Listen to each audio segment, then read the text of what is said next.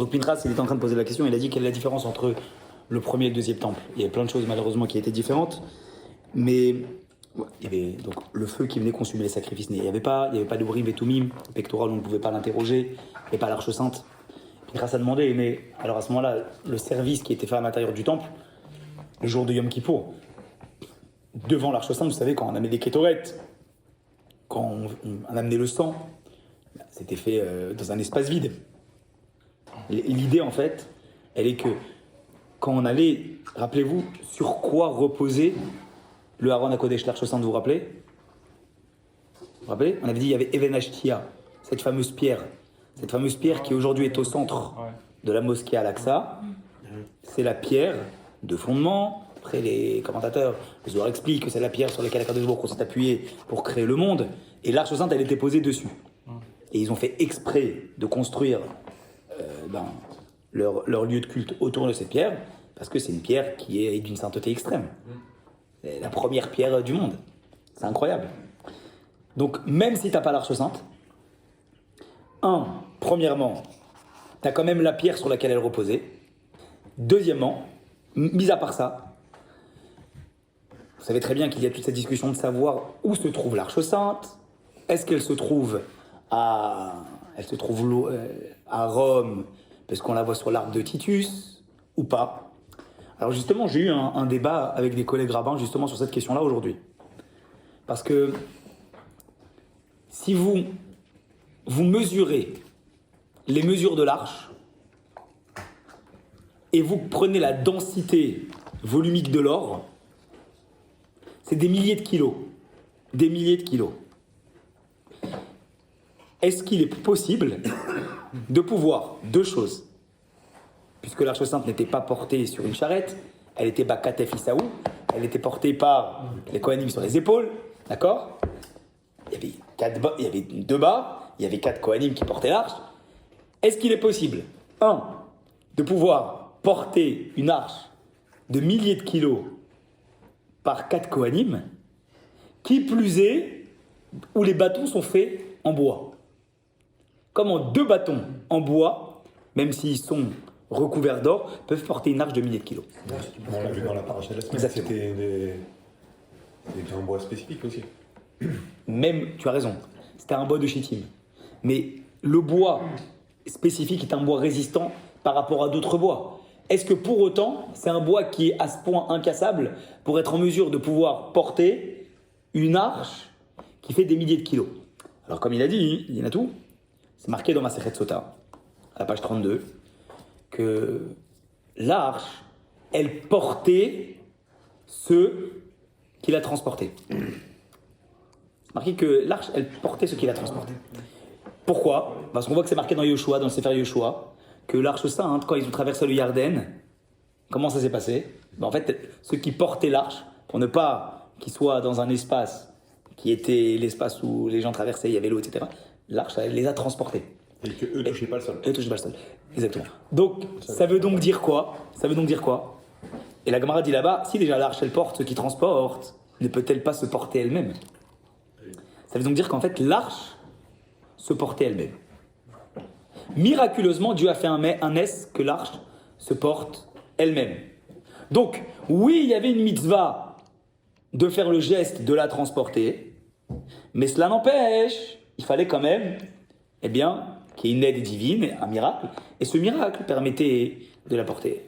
Il y a eu ce débat, alors finalement, si tu es en train de dire que c'est un miracle, alors la mitzvah, quel est l'effort de l'homme? L'effort de l'homme est justement de 2 choses. Déjà de faire la chose, et deuxièmement de faire la chose sachant pertinemment qu'il n'a pas la force de pouvoir le faire.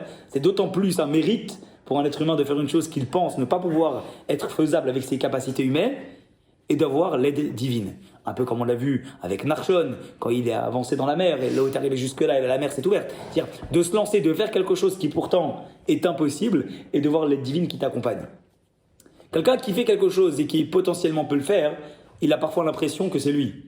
Mais quand quelqu'un fait la mitzvah, et qu'il voit l'aide divine, mitzvah milachon tzavta, on a parachat en plus tetzavé. Tetzavé, c'est la paracha l'ordre qui veut dire attaché. Alors c'est justement, tu ressens vraiment l'attachement parce que tu sens que c'est pas juste miraculeux, c'est pas juste fait par l'effort humain, mais c'est vraiment la combinaison entre les deux. Tu fais le geste de porter et la chose, elle est portée d'elle-même. Je reviens à ce que je vous disais.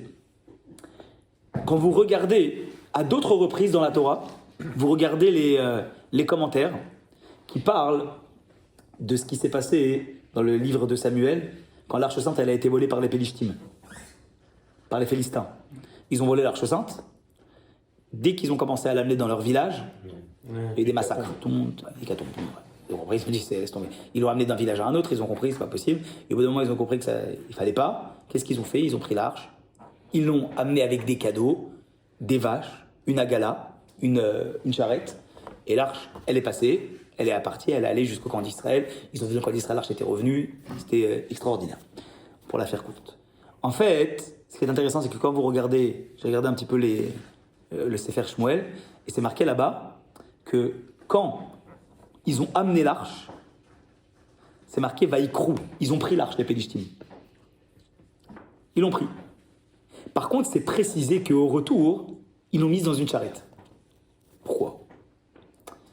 Alors, on peut se dire peut-être que ce même miracle qui permettait à l'arche d'être transportée par les Béné Israël, comment les Pélishtim auraient pu la porter eux-mêmes? Si les Béné Israël, c'était miraculeux, comment eux ont fait pour la porter? C'était pour une maca, peut-être. Il y a quelqu'un qui a dit... Exactement. Quelqu'un qui a dit, oui, mais ils ont trouvé de l'or avec une densité différente. Alors, moi, j'ai regardé un petit peu les différentes densités de l'or. Ben, plus l'or est pur, plus la densité de l'or, elle est volumineuse. Donc, on sait très bien que c'était des blocs d'or qui étaient complètement purs, qui avaient été utilisés. Voilà. C'est 19,3 grammes par mètre cube, quelque chose comme ça. Et donc, comment c'est possible? Donc, effectivement, comme il a dit Israël, très certainement, quand Kadosh Baruch Hu, il leur a donné, et eux, ils ont dû se sentir incroyablement forts. Quand ils ont vu qu'ils portaient l'arche, ils ont dit, alors la volonté divine, elle est qu'on la prenne. C'était une hécatombe. Et sur le retour, il n'y avait pas de nécessité qu'il y ait un miracle. Donc, ils ont compris qu'en fait, le seul miracle qui s'était produit, c'était justement pour causer plus de tort aux ennemis d'Israël et à ceux qui avaient volé l'arche sainte, pour que ça aille plus vite. Et ensuite, après, l'arche sainte, elle est revenue à son emplacement. Je reviens à ce qu'on était en train de parler, par rapport à l'arche sainte entre le premier et le deuxième temple. Revenons à l'arche de Titus. L'arc de triomphe. On voit une arche. C'est impossible d'imaginer que l'arche ait pu être transportée là-bas à Rome et qu'elle soit restée là-bas parce que, vu les conditions miraculeuses avec lesquelles l'arche était portée, était transportée, et vu ce qui se passait si on transportait l'arche dans des conditions qui n'étaient pas celles qui devaient être applicables, c'est quelque chose qui dépasse l'entendement d'imaginer que, 1, les Romains aient pu la transporter, 2, que les Juifs en exil aient vécu ce miracle-là de Dieu de pouvoir la transporter.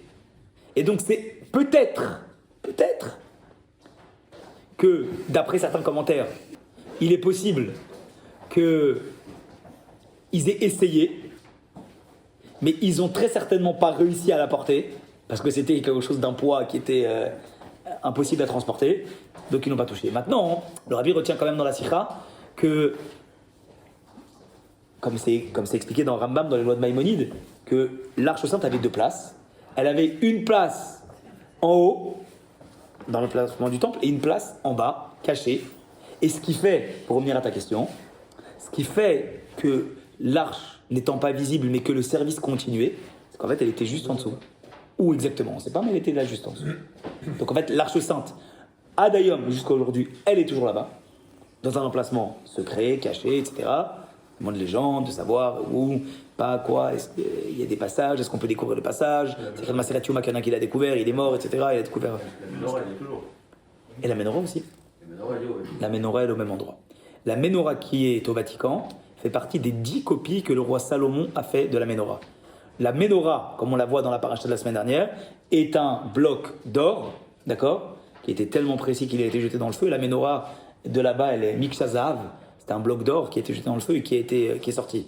Après, sur la base d'un modèle qui était déjà établi, le roi Salomon a fait 10 répliques. Et c'était effectivement une de ces 10 répliques qui était à l'intérieur du Vatican, qui est sur le modèle de... Possible, bien sûr. Bon alors, tout ça pour dire que le service, il était quand même abouti, bien évidemment. Et c'est ce qui fait que, aujourd'hui, même quand on va prier au Kotel, on sait que quelque part en dessous de nous, l'Arche Sainte, elle est.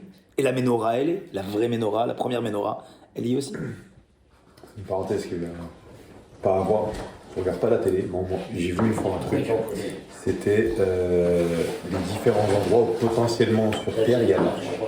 Il y a un endroit, je crois que c'est un moment ou un truc comme ça, je me rappelle pas, c'était il y a longtemps, où il y a un garde, je crois que c'est plus si père en fils, ou si c'est vraiment de garde en garde, un secret de fou, et le mec il est payé, il y a strictement personne du pays, de n'importe où qui a le droit de passer là, parce qu'il y aurait, soi-disant, l'arche.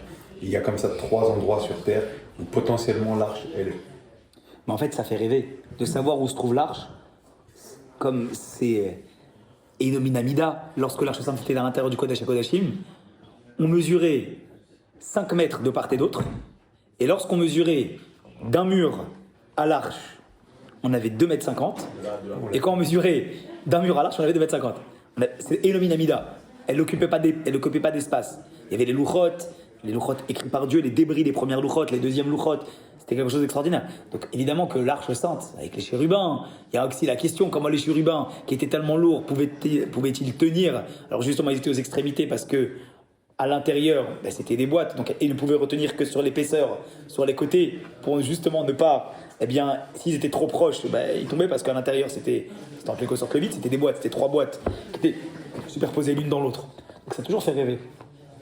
Nous, on tient, et puis ma sourette de la Torah, depuis Rambam, qu'on sait, il n'y a pas de question, l'arche, elle est au temple.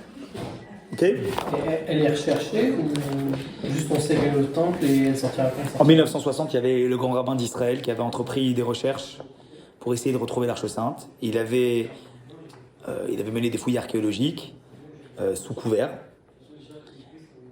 Et le problème, c'est que, alors il était en contact avec le rabbi, il avait écrit au rabbi, il avait trouvé la porte qui a priori menait à ce passage. Il avait écrit au rabbi, le rabbi a dit que le moment n'était pas encore arrivé d'ouvrir ce passage. Il a quand même voulu poursuivre. Et en fait, les ouvriers qui étaient en train de faire ça, ils se sont retrouvés en creusant à se faire démasquer entre guillemets par ceux qui étaient en haut, qui n'étaient pas des Arabes israéliens, quoi, qui étaient de l'autre côté de Jérusalem. Donc du coup, ça a fait une guerre. Parce qu'on s'est rendu compte qu'ils étaient en train de creuser sous leur territoire. Il a fallu couvrir ça, etc. Ils ont rebouché. Et après, ils ont abandonné l'idée. Mashiach, il viendra nous montrer ce passage-là. Ce passage qui était connu par le roi Yoshiaou, le roi Josia. C'est lui qui avait, donc le roi Salomon a construit ce passage, il l'a transmis de père en fils jusqu'à Josia. Et Josia a été le dernier qui, sentant une situation inconfortable pour le peuple juif, un exil qui pouvait arriver, il a anticipé en prenant l'arche. Et la preuve qu'il a réussi à la porter, on comprend tout ça, comprenez ? Le fait qu'il ait réussi à la porter, c'est que Dieu a voulu que c'était le bon moment. On comprend, en comprenant que c'était miraculeux le fait que l'arche est portée, on comprend beaucoup de choses qui sont possibles. Ok ? Et le Sefer Torah qui est trouvé dedans, c'est qui l'a écrit ? Moshe Rabbeinu. Moshe Rabbeinu a écrit 13 Sifrei Torah, 12 pour chacune des tribus, un 13e qui était dans l'Arche Sainte, qui était la référence des Sifrei Torah. Il n'y a pas un qui est écrit directement par Dieu lui-même ? Un Sefer Torah par Akadosh Baruch Hu. Tous les Sifrei Torah ont été écrits par Akadosh Baruch Hu, dictés par Dieu et écrits par Moshe Rabbeinu. Ah, ok. Le Sefer Torah a été écrit comme ça. Et la faute de Vaudor, c'est après le Matan Torah ou avant ? C'est après. C'est après ? Non. La faute du Vaudor, Ouais, la faute du Vaudor est après Matan Torah, après le don de la Torah. Oui, après, il les a jetés. Il y a eu le don de la Torah, ensuite Moshe Rabbeinu est monté, 40 jours, 40 nuits, il est redescendu, ils ont fait mal calculé. Les commandements. D'abord les 10 commandements, Ouais. ensuite Moshe Rabbeinu est monté. Là, pour Quand il est monté, il est resté 40 jours et 40 nuits. Pendant cette période-là de 40 jours et 40 nuits, il leur a dit « Je redescendrai après pour aller chercher les Aseret Adibrot ». Donc au début, Kadosh Baruch Hu a donné, puis il est monté pour aller les chercher. Dieu lui a enseigné toute la Torah qui sort et qui sortirait pour toutes les générations pendant les 3 fois 40 jours et 40 nuits qu'il est resté. Mais déjà à ce moment-là, il lui avait enseigné toute la Torah écrite. D'accord ? Sauf le Vaudor. Et c'est là qu'il Non. faut voter, non ? Il faut pas, en fait, quand on parle de Torah, on ne parle pas du Sefer Torah. On parle de Torah, on parle des mitzvot. Connaissance de la Torah. Tous les commandements. Le Sefer Torah, après, c'est un livre qui est venu mettre à l'écrit certains commandements, d'autres qui ne sont pas écrits.